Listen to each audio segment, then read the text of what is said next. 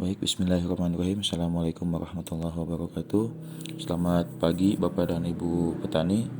Perkenalkan, saya Iqbal Perdana Rahmatan, biasa dipanggil Iqbal, penyuluh pertanian dari Balai Penyuluhan Pertanian Kecamatan Petek Besi, Kabupaten Subang.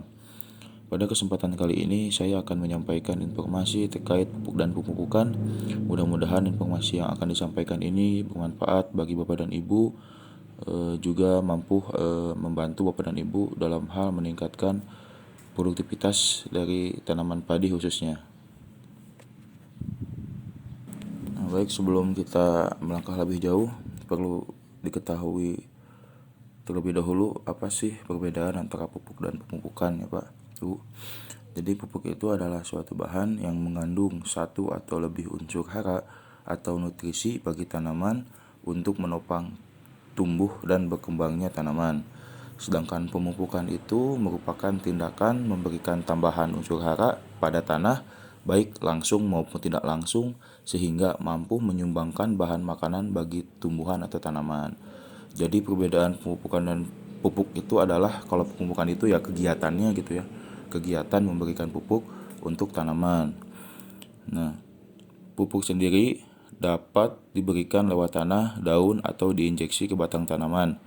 Jenis pupuk bisa padat maupun cair. Terus berdasarkan proses pembuatannya, pupuk dibedakan menjadi pupuk alam dan pupuk buatan. Pupuk alam adalah pupuk yang didapat langsung dari alam, contohnya seperti fosfat alam, pupuk kandang, pupuk hijau, kompos, dan lain-lain. Nah, berbicara terkait unsur hara yang dibutuhkan oleh tanaman, unsur hara sendiri sebetulnya dibagi menjadi dua kelompok atau tiga kelompok, yang mana kelompok pertama itu merupakan unsur hara makro. Unsur hara makro ini adalah unsur hara yang dibutuhkan oleh tanaman dalam jumlah yang banyak. Artinya apabila unsur hara makro ini kekurangan, apabila tanaman kekurangan unsur hara makro ini, maka bisa dipastikan akan berpengaruh secara nyata terhadap hasil produksi gitu. Nah, sedangkan unsur hara mikro itu sendiri adalah unsur hara yang dibutuhkan oleh tanaman dalam jumlah yang sedikit. Nah, unsur hara makro ini biasanya ditambahkan dalam bentuk pupuk seperti unsur N, P, K, ditambahkan lewat pupuk Ponska gitu kan. Ca, Mg bisa dari dolomit atau pupuk lainnya, sedangkan S juga bisa. Nah, sedangkan unsur hara mikro ini biasanya tidak ditambahkan dalam bentuk pupuk karena kebutuhannya yang sedikit, maka di tanah pun juga sebetulnya sudah tersedia gitu. Sedangkan untuk jenis kelompok lainnya ada unsur hara CHO. Ini merupakan unsur hara yang mudah gitu ya, dan melimpah di alam, sangat mudah untuk ditemukan gitu. Nah, ini penjelasan yang tadi ya Bapak Ibu. Unsur hara esensial tanaman itu tadi dibagi menjadi unsur hara makro, primer, sekunder, mikro, dan beneficial elemen. Hara esensial itu jumlahnya ada 16 unsur. Unsur hara makro itu yang tadi sudah dijelaskan NPK, Ca, MgS. Sedangkan unsur hara mikro itu boron, Cu, Fe, Na, Mn, Mo, Zn, Ni, dan Ci. Sedangkan ada beneficial elemen. Apa sih yang disebut dengan beneficial elemen itu? Beneficial elemen adalah unsur hara yang hanya dibutuhkan oleh beberapa jenis tanaman saja atau penting untuk beberapa jenis tanaman gitu. Nah, di sini ada contohnya Si dan Co. Si ini sangat sangat dibutuhkan oleh padi, sedangkan belum tentu dibutuhkan oleh tanaman lain gitu. Nah, selanjutnya kita masuk ke pembahasan terkait pemupukan berimbang. Apa sih konsep pemupukan berimbang itu gitu ya? Pemupukan berimbang adalah pemupukan yang dilakukan dengan memperhatikan kebutuhan hara tanaman dengan ketersediaan hara pada tanah. Prinsip pemupukan berimbang dalam pemupukan padi sawah adalah keseimbangan antara ketersediaan hara yang ada di dalam media tumbuh atau tanah sawah dan kebutuhan bagi tanaman padi gitu. Nah, pemberian pupuk ke dalam tanah dengan jumlah dan jenis hara sesuai dengan tingkat kesuburan tanah dan kebutuhan tanaman untuk mencapai hasil yang optimal, serta kombinasi pupuk anorganik dengan bahan atau pupuk organik untuk mendapatkan produksi yang optimal gitu. Nah, jadi pemupukan berimbang itu intinya adalah pemupukan yang memperhatikan kebutuhan tanaman dan ketersediaan hara dalam tanah gitu, agar pemupukan menjadi efisien gitu ya, efektif dan efisien gitu. Nah, produksi tanaman dibatasi oleh ketersediaan hara dalam tanah yang paling minimum gitu. Itu tadi gitu, apabila ketersediaan hara yang paling minimumnya itu merupakan hara makro, maka produksi akan semakin rendah. Pak Bu, sebetulnya konsep pemupukan itu sederhana gitu. Pemupukan itu dilakukan apabila ketersediaan unsur hara pada tanah tidak mampu memenuhi kebutuhan tanaman gitu.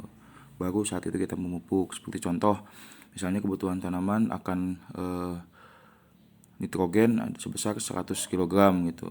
Sedangkan tanah hanya menyediakan 60. Nah, sisanya 40 itu kita tambahkan lewat pemupukan gitu. Jadi simpelnya seperti itu Pak, konsep pemupukan itu. Jadi kalau memang butuhnya sedikit ya tambahkan sedikit gitu. Jangan sampai butuhnya hanya 50 kilo ditambahkan 200 kilo gitu. Itu kan jadi tidak efisien Pak. Nah, berikut 4 tempat pemupukan ya Pak ya, yang perlu diperhatikan saat kita akan melaksanakan pemupukan. Yang pertama, pemupukan itu harus dilaksanakan sesuai dosis. Itu tadi, sesuai dosis itu adalah berapa sih kebutuhan tumbuhan itu dan berapa unsur hara yang disediakan oleh tanah. Nah, kekurangannya itulah yang harus ditambahkan gitu. Itu yang disebut dengan tepat dosis, tepat waktu gitu kan. Hara tersedia saat tanaman memerlukan dalam jumlah banyak. Kapan sih saat fase kalau padi gitu kan, fase mana sih si tumbuhan itu memerlukan pupuk urea banyak, P banyak, K banyak gitu. Nah, dari situ baru kita mupuk.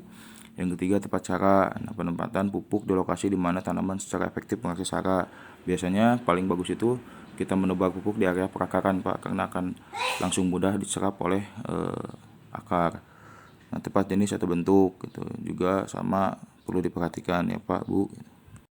Nah, berikut contoh rekomendasi dosis pupuk berdasarkan status hara Pak Bu.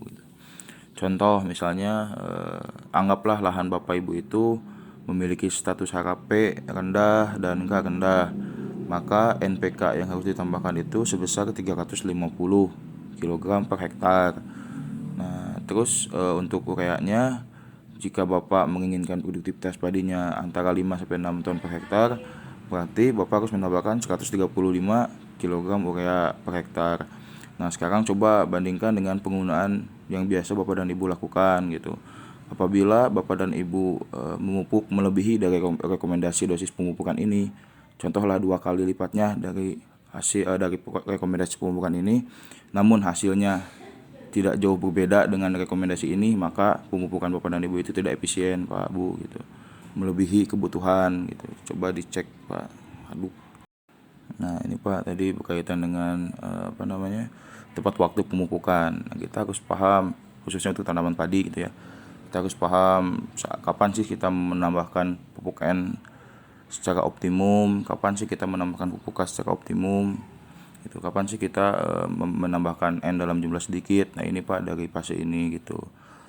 Bisa dilihat sendiri apa ya, dari fase awal pembenihan hingga anakan maksimum itu dia membutuhkan N optimal gitu, sedangkan K-nya cukup setengah dosis. Nah, sedangkan pada pembentukan malai itu yang